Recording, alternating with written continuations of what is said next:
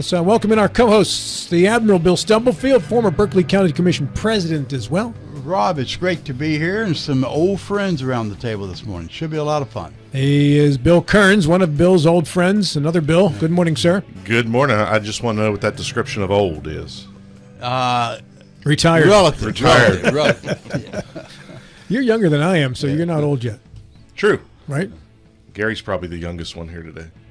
It's not often I'm in a room that's the case. But thank you.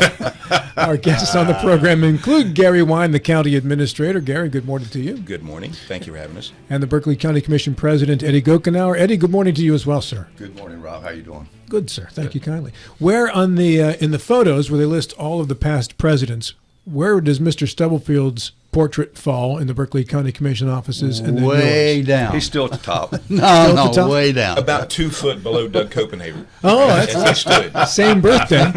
Same birthday. Same exactly birthday, right. right? Yeah. That's good. Very nice. Well, gentlemen, welcome. We're glad to have you both in here. And I know neither one of you are working on a lot of sleep. I know you came back from Charleston yesterday. You went down there on Sunday, returned yesterday. So we appreciate you being in here to kick off the show here today. Eddie, what did you get accomplished in Charleston on this trip? Well, once again, we're working the 1% safety tax bill, and Delegate Height is a sponsor on that. That's House Bill 2922.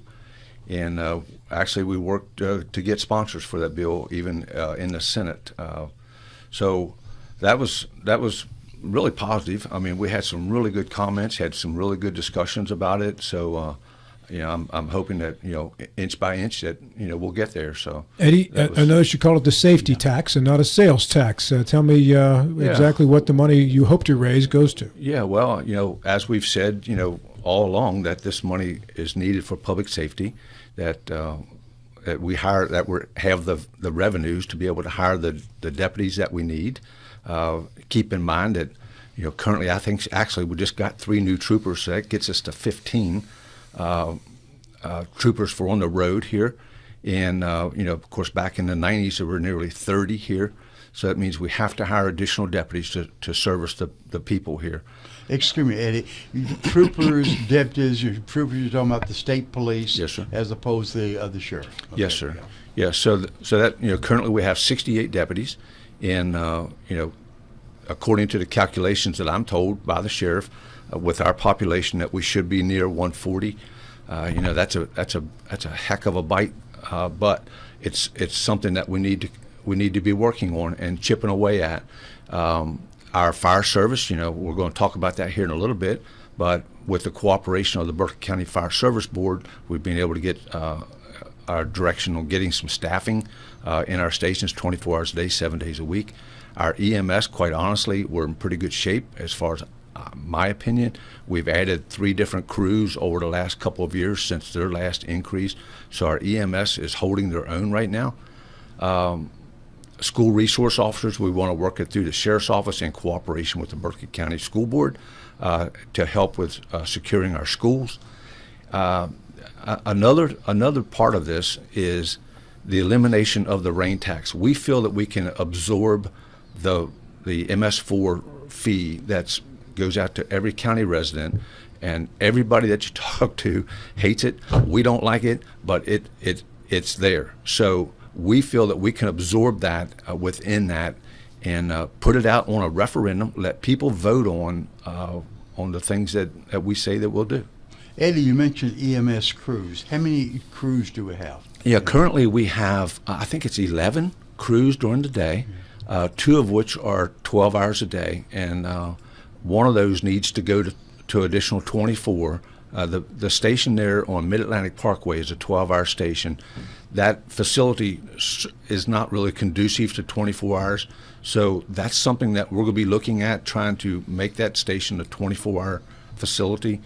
And I have a strong desire to get services on the west side, which I'm saying off of Mountain Lake Road, not just for the Woods Resort or Sleepy Hollow, but that entire region is a very slow response.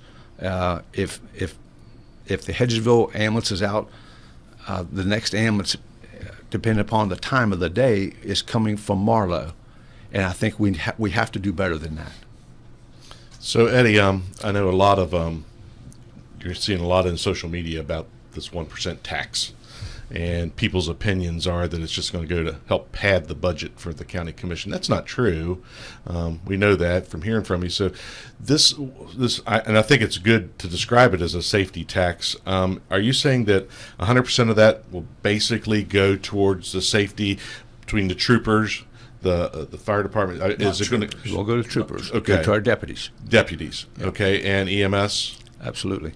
Those dollars need to go to support our emergency services. You know, there's no provision in the code for us to pay for the fire service, but we know it's a moral obligation. Sure. You know, when we have and I don't know where we want to jump in on with this fire stuff, but you know, our fire service in the county was organized, the first two in 1956. South Berkeley and Hedgesville both organized at that time. And like 63, Beddington came on board, 74 and 5, Baker Heights and Back Creek Valley came on board. So these people, these volunteers, men and women, have done tremendous work in this county for almost 67 years. But they're struggling. The national trend is that we're losing volunteers, and because of our growth, the call volumes continue to increase. We can do better here, and we are. We're going to get there. And there's been a lot of work by a lot of people over a period of time to get us in this position. The volunteers have just done a phenomenal job. There's no doubt about that. They give constantly. They do. But they can't keep up continuously. Just for clarification, I think I heard you say this, Eddie, but if the 1% goes through, it will be totally dedicated to safety infrastructure needs. Is that right? Safety infrastructure and also elimination of that daggone rain tax Okay, that those we get two, beat yeah. up on every day. Okay. And it. So what- we're talking in terms of approximately how much money. I was just going to offer some Okay, numbers, please, if you yes. will. So you heard President Gochenour talk about the sheriff and their request to come up to national standards. Just at the law enforcement level, it would be about $5.4 million recurring annually. That's 72 deputy sheriffs. With that is about a $7.2 million one-time outfitting cost. They take expenses. School resource officers. It's the vision of the sheriff's department to have a resource officer in every school in the county. Is that part of the 5.4? That is, no, sir. Okay. So on top of that, you have to back a couple. So there are 32 schools. So you back them out. It's about $2.4 million. Does that net out what the school is currently providing at the middle schools right now, Gary? Yeah, I backed them out. Yes, sir. So you would replace those folks with actual deputies? In every school, yes, sir. Are the schools in favor of that? Yeah, I mean, we have discussions about this, and I personally see us as a partnership. You know, the school system, they need to be able to do what they can do, but it's when they say we can't do this that we need to be able to find a ways, because something happens in this county, not if, but when, there won't be enough fingers to go around to point of who's the fault, and we're working hard, and you know, trying to get the dollars that's necessary to get our schools safe, make sure our students can go there and learn, make sure our staff, I say ours, not mine, but to make sure that the teachers there feel secure, that the children can go learn in a free and fun and learning environment. That's what we need. Gary, So back to your description. You know, so Sheriff Blair, who is a phenomenal asset to this community. So that's the better part of about $9 million, if you will. Firefighters, we need 27 more. That's another $2 million. And on top of all of that, the communication staff would be about $645,000. So all in. Communication staff, what are you talking about? 911. 911, okay. Right. Remember, the more work, the more effort. 911's involved in every one of those steps. So year one, if you were to. Sorry, I interrupted. 911 is how much? 645,000. 645. Yeah.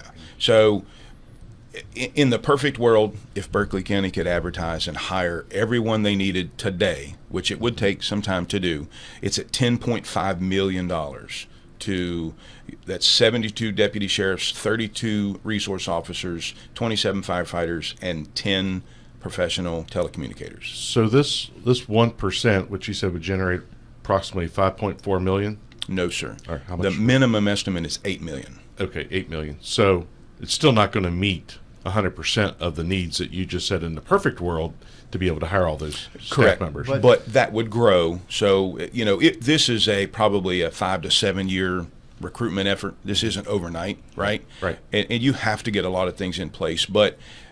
And on top of that recurring 10.5, there's another 10 million of one-time expenses, to get them ready to go. So Sure. it's a big Equipment. effort. Yeah, I don't want to dwell too much on specifics, but Summer Barrett mentioned the 1% would bring in 12 million. That's substantially different than the 8 million. Minimum is 8. Yeah. 12 is on the high end. I honestly believe it would be closer to 12. But at 12 million, you would make it with a little bit of effort for any changes you need. We all know here, you don't budget exactly what you need. There's always going to be expenses aren't expected. So again, I think you've made the point, but I want to emphasize that the money coming in from the sales tax would be limited to the safety issues, the ones you just mentioned, police, SRO, fire, 9/11, plus hopefully the elimination of the rain tax. Yes, sir. That's all it would be used for. That's our goal. That's Yeah. discussions that we've had. I mean, like I say, nobody likes it. We don't like it, and I think that this is a way to eliminate it and still fund that organization. With the fire service, Chief Roberts is starting the hiring process. Actually, we've already hired him, but he's taking them through an academy process right now. But there will be staff. That engine will be staffed with 2 people when it goes out the door. The national standards are 4 on an apparatus. So, there are some safety concerns and the ability for 2 guys to be able to get things done, but we've got guys coming also. So that's been a real asset for us at the volunteer fire departments, the fire association have it set up now where we've got 4 different departments now running on structure fires. So, we can collectively get enough people there. But this is not exclusive of the volunteers. We still need them. We want them. It's their call. It's their department, and we're running their calls in their neighborhoods. They still need to participate. Come run the calls. If you're a certified driver, then you want to drive, then you drive. If you're an officer, ride the right seat. Our guys will hop in the back. But we're going to be there when they're not. And at people, when they call 911, for years and years, if they call 911 and they need an ambulance, the ambulance is on the way. If they call and they need a sheriff's office, the sheriff's on the way. If they call and need a fire, it might be a while. We're going to change that. The fire truck will now be on the way. And those minutes, that time is critical to people's, not only their lives, but their property. Yeah, there's unquestionably Berkeley County is in the forefront, if not far and away in the forefront, of providing emergency services to the residents. Are you finding the other counties in the state somewhat, or the elected officials representing other areas of the state, somewhat reluctant to buy into this 1% safety tax because they're not going to get the same direct application of what Berkeley County will? Well, but also they don't need 68 deputies, or actually we're 68 and need 140. They don't need 140 deputies. They don't need 40-some firemen. So their needs are smaller, and their ability to draw those numbers are a little bit smaller, but it's all in comparison. It honestly, they all have the same problems we have. It's our problems just a little bit larger. Yeah, ask them a question a different way. Are they sympathetic to your request? Well, yes, they are. As a matter of fact, this past week, there was a new county that came and wants to know, how did we do this? So Jackson County, I think was the county, is saying, how did you all do this? And I'm like, well, it's not rocket science, but at the same time, How did you do what, Eddie? how did we? In particular, it was the fire service. But that was something that even Mr. Stubblefield worked on in his seat on the commission, was the Blue Ribbon Council, to have those discussions and get the involvement of the fire departments. So it takes a whole lot of people, a whole lot of cooperation to make all of this work. But one by one, you kind of like, when you have these conversations with the different delegates, they understand. Some of them are just flat out, nope, no tax, no tax, no tax. Okay, well, then continue to live in your hole. But we have issues here that need to be dealt with. We don't have the funding mechanism from the state of West Virginia to allow us to take care of the things that I feel responsible for, that when we send deputies out, that there's enough of them to do their job and do their job safely, that when we send the firemen out, it's the same thing, that they have the resources to take care of their job, and that they get the ability to go home because we didn't have the staff to not do their job safely. Eddie, is the bill you're working on through your lobbying firm, is it for home rule? Is it for home rule with the ability to have a referendum on the sales tax, or is it separate from all that and just the ability to enact a sales tax? Well, How was the legislation worded? So first and foremost, it is absolutely with a referendum. So the county commission has no intention, and they have not asked for a bill that doesn't provide the opportunity for the public to say, yes, we agree or disagree. So, And it all falls under home rule? correct. So you start first, you're legislating for home rule, and then with that, a referendum on specifically on a sales tax. Is there a referendum for anything else that you're considering other than a 1% increase to the sales tax? no, sir. At the risk of confusing a little bit, and hopefully I do not, the impact fees is another thing running down the line. Yes. How will the impact fees complement or supplement the 1% safety tax you're talking about? Yeah, well, the impact fees is something that the public has been asking for quite a while. They feel as if the development community should be contributing to the issues that we have here. So we went through the legislative process, got us approved to be able to do that, and now we're working with a firm to help get us set up. We have to do some work on our comprehensive plan, and also there will be an ordinance required, which we will do public hearings for. But the impact fees are not something that's sustainable enough, we don't think, that you can use it for personnel.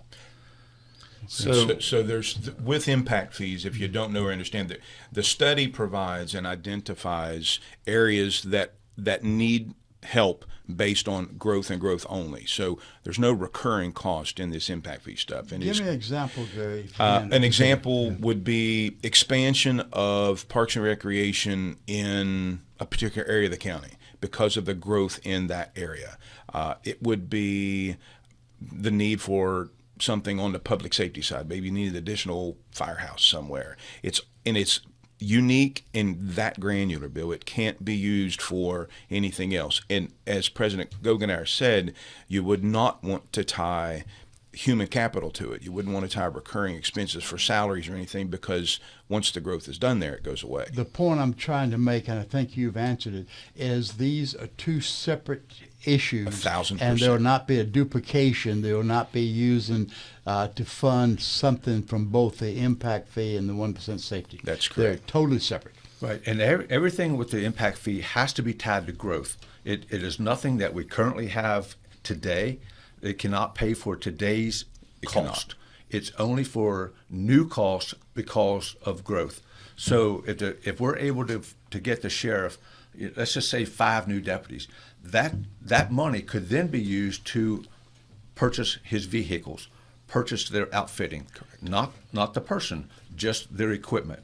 On the fire side of things, because perhaps because we're getting a bunch of townhomes, 3-story townhomes, maybe South Berkeley needs a ladder truck. Right. So those dollars could go to that department through the fire board for a ladder truck. Okay, drifting back to the 1% safety tax, there's always confusion between the city of Martinsburg and the counties.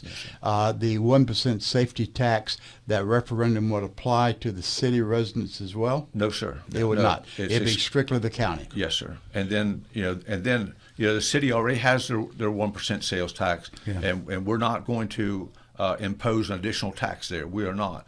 But then it becomes equal across the entire county.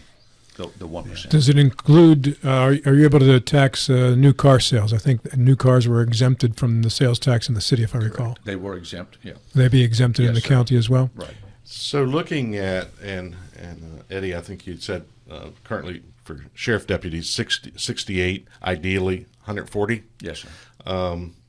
I think I also remember hearing Sheriff Blair saying the pool of being able to get deputies is not huge, so it could take a while. It would. To be able to get adequate number of deputies, even with this 1%. Correct? Yeah, and everything has to grow with that. Bill. Sure. You know, I don't know at what rate he would be able to hire. You know, as those dollars become available, but that's on the sheriff. You know, as far as I'm concerned, So- our job is to provide the dollars. So this potential 8 to 12 million, we'll go with 12. Thanks, Bill. Berkeley County's growing Yeah. leaps and bounds. So when we get those dollars, that's for above and beyond what we currently have right now, correct? Correct. Yes. So it's not like we're looking at, hey, we're gonna take this money and use it somewhere else. You're still going to be paying for that root or that core group of safety staff that we have now. That's 68 or whatever. This would just help increase, correct? That's so right. it's good seed money that's providing safety for our county for the future. That's correct. Yeah. So when they started talking about the impact fees, you know, we wanted to whoever was truly impacted by the growth to have a seat at the table. So the school board will be at the table, the emergency services will be at the table, and Parks and Rec will be at the table to be able to draw down on some of those dollars. So that's our goal, and that's what we're working towards. Well, I applaud you, Eddie, Gary, for a couple of things. One, you've been able to neatly segregate the impact fee, which we already have authority to do, and the proposed safety tax. And there's been some confusion. They would overlap. You've made it very clear they do not overlap and they're not duplicative. The other thing I want to applaud you for is labeling this as a safety tax. And the way you described it, I think that is a correct definition, but it avoids a lot of the confusion we've had before the sales tax. It directs how the usage as opposed to how you pick it up. And I think the third thing that you've been consistent with the whole time is that the safety tax will be a product of a referendum. It's not something that you as county commissioners say, well, we have this authority, we're going to do it now. We're going to let the voters decide if they want to do it. I think those 3 points are commendable. So. Yeah, the patience part of me doesn't go that route, but the ability and the thought process of having good government and allowing the people to vote on this, I think, is really important. I agree. Gentlemen, stick around. We've got Eddie and Gary for the full hour here to start off the program. Appreciate your participation in the first half. As we welcome back our co-host, the Admiral Bill Stubblefield. William. Good morning, Rob. Great to be here, as always. Former Berkeley County Commission president as well. Also formerly the executive director of the Berkeley County Health Department. Now he advises from beyond. Mr. Bill Kearns. From beyond. That sounds grim Or heavenly. or heavenly. Yes. Hallelujah. One day. He's also a minister. That's why I say he's from one day. beyond. Yeah, and in studio with our guests, this first full hour of the show dedicated to the Berkeley County Commission President Eddie Gochenour. Welcome back, Eddie. Yes, sir. Thank you. County Administrator Gary Wine, who has all the numbers, and we're going to get to some of those numbers in a moment. But Gary, there was a point you wanted to make in regards to property taxes and such as it relates here. Go right ahead. Right. So anytime the government starts talking about a safety tax or whatever you mean, that, and the citizenry looks and says, well, wait a minute, you know, are you going to collect more than you need? We talked about a minimum of $8 million and maybe as much as $12 million. I think it's important for everyone to know and understand that there is absolutely no intent by the county commission to fill the coffers or to spend monies just because they collected it. You have at the current federal level a big effort to reduce costs. In this instance, we're talking about a use tax. So if you spend $1, we take a penny for public safety. What happens in the questions asked, what happens if you collect $12 million the first year and you can't staff it? The county commission has said from day one they had no intentions of collecting more than they need. So what you're going to see potentially, if there isn't a need, is the safety tax being used and the current tax, which goes on the backs of every property owner in the county. You'll see the levy rate reduced. That's the tool. That's the resource. You can't reduce the 1%, right? So let's say we collect 12 million and we need 8 million. Well, the county commission can look at the very next budget cycle and say, you know what? We don't need the levy rate to be at 1336. Maybe we drop it to 1112. That's the unique, and that they've said this all along, is we can spread this cost out on use. So the people traveling through the state, they're going to pay 1%. Right now, the only method for the Berkeley County Commission to get revenue is to tax a property owner. That's it, or a fee on something that happened with property. That's how it works. So again, if the safety tax grows larger than necessary, the county commission could immediately, in the next budget cycle, lower the levy rate. So property owners, be it personal or real, pay less property tax. With all due respect, Gary, when the city was arguing for home rule, that was one of the arguments that they made, is we can lower the B&O tax for the businesses who are subject to B&O if we get the sales tax. Property or business owners in the city will tell you they don't think the city followed through on that with their commitment to lowering that B&O tax like they said that they might potentially do. And you used the word potential there as well. Sure. In regards to adjusting levy rates. I'll let the president speak to that. Well, I think that it's important to know that we don't know exactly where we're going to land with that yet. So I think it is premature to say this is exactly what we're going to do. But I tell you, our intent is that if there's a way that we can reduce a fee or a tax because we don't need those other dollars, that's what we're going to do. It's very, very painful to raise a fee and raise a tax. It is. And I constantly go back, to the folks that are maybe they're widowed now. They only have one income. It may be Social Security, and here we are turning right back around and increasing a tax or a fee on them. That's painful for us to do, and that's why the last time that we increased the ambulance fee, if you remember, it was a 2-year process. But the first year, everybody got it. The second year, if you were on homestead exemption or disabled, you did not have to pay that second step. So we're constantly, this is serious business when you start taking money from people who cannot physically, financially make it to start with. It's very difficult. So this is a way. It's a use tax. It's a fee that, or a tax that will be collected, like Gary mentioned, from people that are passing through here. We'll probably never ever see them again, but they're going to stop here. They're going to buy something in a store, and we're going to get that penny off the dollar from them. So it's not easy when you truly take this job as serious as what we do and try to find the dollars that are necessary to get the protection in this county that we need. It's not easy.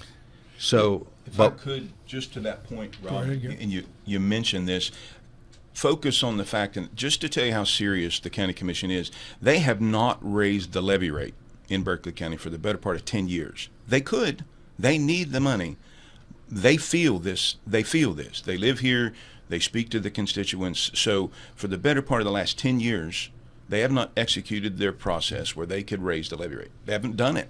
They're trying to live within their means, and they're screaming as loud as they can that public safety is beyond their ability at this moment, and they need help. And that's what led us here today. What's the current budget for public safety, Gary? The current public safety budget is $25,732,106. How much is that as jail costs? $3.5 million. So about $22 million for public safety. When you back out the jail costs. When you back out the jail costs. Sure, yeah. If that's it, but that is directly tied to public safety, right? They're bad folks that are bad for the public, so they go in prison. But that's 50% of their budget. Okay, but again, just for clarification, the $22 million or $25 million inclusive jail costs plus the sheriff's office, the ambulance, No ambulance. No that's ambulance. That's a fee by itself. Okay. So you have the sheriff's office, fire, prosecuting attorney, circuit clerk, the marshals that transport the folks, home confinement, the jail bill, the day report center, and the court marshals that protect the court. And the 911? I did not include them because they're on a fee by themselves. What does the fire fee generate, Gary? The old fee before the new rate structure was 4, so it is 5.7 5.7 million. once it's totally collected. Yes, sir. Is there an opportunity, if you get your 1% sales tax, to also back out some of the fire fees? There's a possibility, yeah. That all those things are on the table to be able to push back down at some point. If those dollars aren't needed, push it back down. Reduce this fee, even if it's $10 a household. I don't care. That's $10. Yes.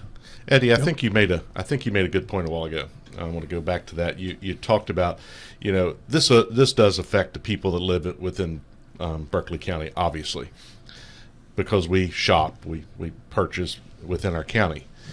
But it would cover people that are traveling through our county. We have Interstate 81; it's a major thoroughfare, and we have those people that'll be stopping, that may be going from one state, 2 states, 3 states over, coming through. They're going to stop and do purchasing and help. That 1% that they're going to be assessed is going to help with our county needs.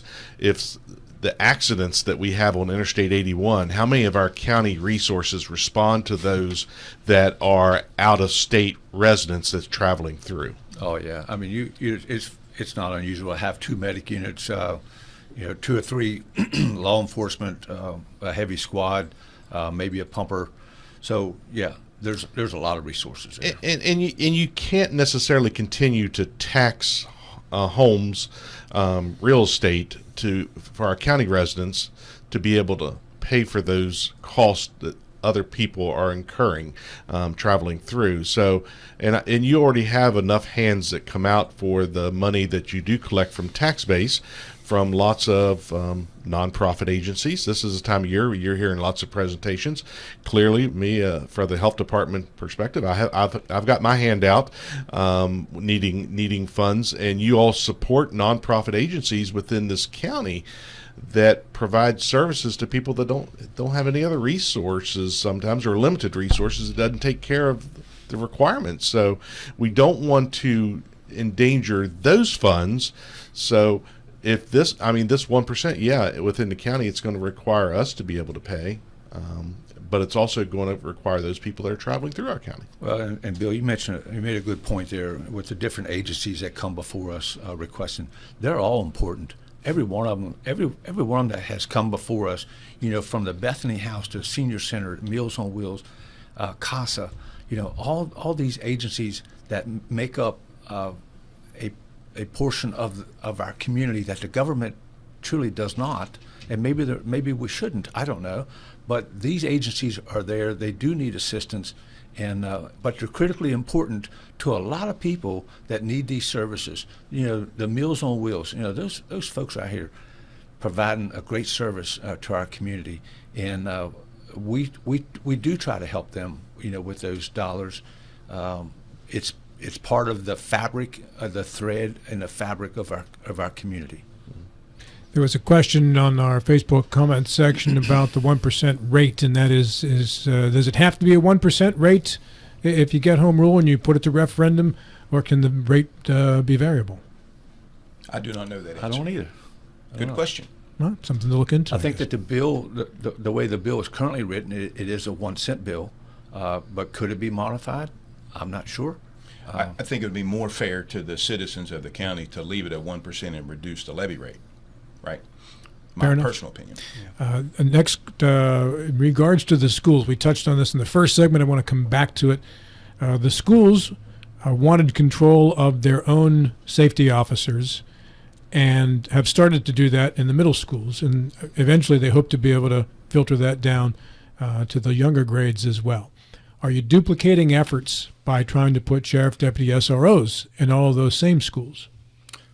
I mean, that's possible. If the school system can do it on their own, hey, that puts us more deputies on the road, and I'm okay with that. So if it's not needed, absolutely, we'll spend those dollars in the law enforcement to be able to serve the public. I want to get into the budget a little bit now, Gary. If you want to go through a few more of your line items, I think you had a 4% increase in your budget from 24 to 25. Yeah, so as you know, we project budgets all the majority based on property taxes. So our current operating budget is $51,044,496. The county commission starts their budget workshops tomorrow, so I'm out in front with this. So my bosses haven't agreed to this number, but I'm projecting the 25-26 budget to be $53,138,249, which is about a 4% growth from last year. $2 million. What accounts for that growth? Property tax is the larger portion. Property transfer tax is a decent portion. We saw some pretty significant decreases. Our cable franchise agreement that we have in place with Comcast, it's trending down. We've seen some other ones. Property tax is a heavy hitter for us. It's a $30 million revenue by itself. So when you think of a 4% increase, the majority of that we just spoke of for 40 minutes. And this is your net end of it, not the school's This is take. out the county commission's net end. So $2,093,753 increase over what it was potentially was last year. And it's important to note that if they were to fund everybody that walked in with what they want, they still need another $3.6 million. So you heard Eddie, when someone like Meals on Wheels comes in and says, hey, we're feeding homebound seniors, or the Bethany House who are helping out homeless moms with 3 kids, the Transit Authority, which needs the county commission to contribute, or they lose their federal match. This process, I'm telling you, is serious to the county commission, and I mean they could double and give it away. Right? Of the $2+ million increase, how much of that is tied up in increased jail costs? Well, we're trending up about $1 million this year. The court's been pretty active. Prosecuting Attorney Kinzer, Tim Zai, and the Day Report Center, the courts, the magistrates, everybody works together to try and help the county commission keep that to a minimum. We've seen jail costs approaching $6 million at some point. If the county commission worked in the Day Report Center business, you'd see jail costs of about $10 million today. Instantly. Are you seeing this because of an increase in inmates? You see, yes, or increase cost in for the population. jail? No, cost for the jail is the same. Okay. Senator Barrett's bill that helps try and deflect the cost based on per diem has helped. But population increase, bad guy business has increased. The sheriff's doing a great job, which means expenses increase. So it all adds up. But again, if it weren't for the deferring effort, our jail fee would be $10 million next year. It's insane. Do you have increased costs in the day center as well? We have not. The commission blessed a new home confinement officer that was in the Day Report Center, and of probably 83% of the costs of operating the Day Report Center are grant funded. So you can imagine. Or state? Pardon? Federal or state grant? Both. So you can imagine the nervousness. To that point, with the effort involved at the federal level today, let's just say these grants, we lose $3.8 million worth of grant revenue. We lose that, your jail costs triple. You're paying $10 million for incarceration because you can't run the Day Report Center. This is no joke. It is serious.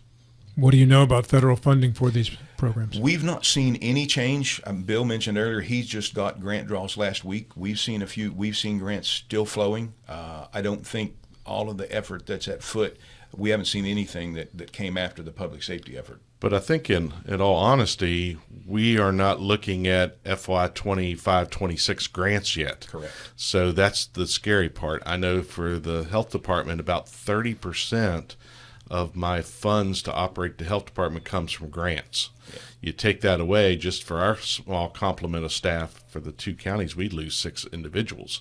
So where would you go for help, Bill? Exactly. Right. Exactly. And I have. To the county commission is Correct. the answer to the question. Absolutely, because And the county commission goes to the taxpayer. Because as most nonprofits, they're not receiving adequate state funds to be able to operate their agencies without having to write grants. Right. And so we are not even looking at applying for any grants yet for 25-26 because they're not out there. Correct. They're not releasing them. Right. We just don't know what it's going to hold for the next fiscal year. Commissioner Gochenour just asked last week. He said, "Hey, are we in queue for any COPS grants, which are funding for police officers?" And we just had 3. Well, it's slated to open in April. So we have grant professionals that sit on pins and needles waiting for them to come out and try and be first in the gate. So every rock unturned. You've heard Eddie say that 100 times. I mean, we're flipping every rock, or they're flipping every rock, and say, what can they do? So. Where are you attempting to hold the line, cut costs, or whatever, Gary, in your budget? So in the county commission's budget, in the budgets that I purposely control for them, they run as lean as possible. That isn't new. That started many, many, many years ago. The county commission, and Mr. Stubblefield was there when it started. They really looked at and said, hey, we went through the better part of a 27% reduction in force, reduction in operating costs, and honestly, since then, and I think that was 2009, sure, we've added staff, but if you looked at the operating costs for those years moving forward, the last 10, 12 years, they've not changed greatly. I'm not saying you can't be more efficient. You can always do that. But for the budgets that are directly under the county commission's purview, most of it is locked in. The constitutional officers get their allotment, and I believe they do a good job also, but I'm not going to sit here and pretend that there isn't always opportunity to run more efficiently. Go ahead, Bill. I was going to change subjects if I can. We're about to run out of time, but you've been on before, Gary, and you've talked about broadband, the expansion of broadband in the county, and I had anticipated that we see more broadband throughout the county than what we're seeing right now. What's the reason? So the county commission, if you'll remember, applied for and it was awarded just about $18 million and selected their partner, which was Frontier, to expand broadband west of North Mountain. The county commission has since committed 1/4 of its fiscal amount, which was $250,000. They committed $1 million. The state committed, I believe, $8 million, and Frontier the rest. We've had several calls. That's almost pushing 2 years ago since that was awarded. And every time I make the request, I hear that it's a right-of-way issue, a pole right-of-way issue, or a easement right-of-way issue across the road. And Frontier kind of points their fingers at the government saying, hey, we're working on it, it's coming. See if you can get the state to help us move faster. Other than that, Mr. Stubblefield, I don't know. It sounds like it's a bureaucratic finger pointing. I believe it is. I can tell you that the county commission has no skin in it at this point. We were just a contributor for funding, and we were the conduit for the grant application. Is the state or the Frontier of the two? Do you have a sense of who's dragging the feet the most? Frontier tells me that it's the state, and we'll leave it at that. I just wonder if our legislators, who have quite a bit of influence now, could look into it for us. It would be wonderful. I mean, it's all driven by the growth, right? So the population grows, the population's younger. They want faster broadband, or they want broadband in general. I live way out in the sticks off Providence Church, and I had Frontier DSL to the tune of about 5 meg and switched to Starlink and doubled the cost, but at least I have a semblance of broadband, so you can stream or bank or something that way. But it's difficult. And there are other areas, Whiting's Neck area down on the river, same deal. They don't have broadband, and it's difficult. The people teleworking, you can't work from phone line distributed stuff. You need a broadband connection. So again, the county commission did everything it could, made its promise, committed the funding, and has paid a piece of the funding. And it's hurry up and wait at this point for them. We are talking with Eddie Gochenour and Gary Wyme from the Berkeley County Commission. Gary's the county administrator, and Eddie's the county commission president. Some questions in our comment section about a right-of-way for former county commissioner Tomahawk Ruritan Club. What do you know about this? Well, that's county property. It's a county property that goes back to Rooney Park. I know it's Faith Hall complaining about the county commission giving a person use of that road to get to the back of their property. I think sometimes she forgets that, if it doesn't interfere with us, it doesn't hurt us. It doesn't hurt them. It doesn't hurt the neighborhood. Why would you not grant somebody use of a piece of property? that's already there existing. We didn't complain when the Tomahawk Ruritan used it for their tractor and trailers to get in there where they stored trucks. I guess they rented space to these trucks. I'm not sure about that, but I personally went out there and looked at that, and I sat across the street along the road, and I looked. I'm like, I don't see where we did anything wrong there. I don't. I don't think we're ever going to satisfy Ms. Hall, and that's fine. But in my view, we did not do anything wrong. I think some people forget that Freddie Gant, his family, Doug Copenhaver, his family, and lots of other people have put hundreds of thousands of dollars into that park to build that park. And if we can't grant somebody access to the back of their house or back of their property, then And for clarification, the individual involved is Doug Copenhaver, and there was understanding some ill will between some of them going back a couple of years. I think it's important, Rob. There was no special granting for anything for Mr. Copenhaver. All they did was declare it a public access road to the park. Just so happens his property touches that property access or that public access road. There was no special easement given to anyone. Can anybody use the road? Sure, absolutely. Go out and drive up and down it. Welcome to it.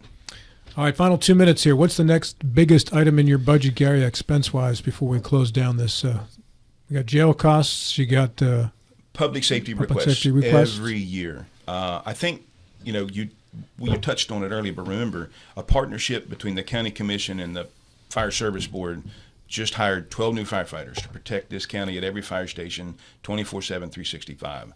You've got a new public safety complex coming to the north end. You have a new park coming to the south end.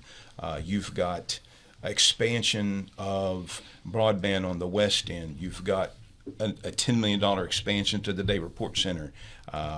You've got a $1 million expansion to the old historic jail for the Supreme Court. In front of the county commission right now is a $20 million expansion and growth of the Crawford building to support the court. They have no choice. Court says we're growing. We need more magistrates, judges. Make us room. So request. Funding sources just aren't there. They've lived within their means year after year after year. And all they're asking with this safety tax is help, public votes. If they say no, there we are. And your time is running out as far as for the, not including the safety tax, but your time is running out to make your decisions for the upcoming fiscal year, and that cutoff date is when? They start deliberation tomorrow. You can't make more asks. They've got the better part of $4 million worth of requests more than they have to fund. Not that they have to cut. They just have to choose how to fund and who to fund. Better dig up those coffee cans in the backyard. Gentlemen, thanks for coming into the studio today. Much appreciated, Eddie. Thank you. Anytime. You know that. Anytime. Thank you both.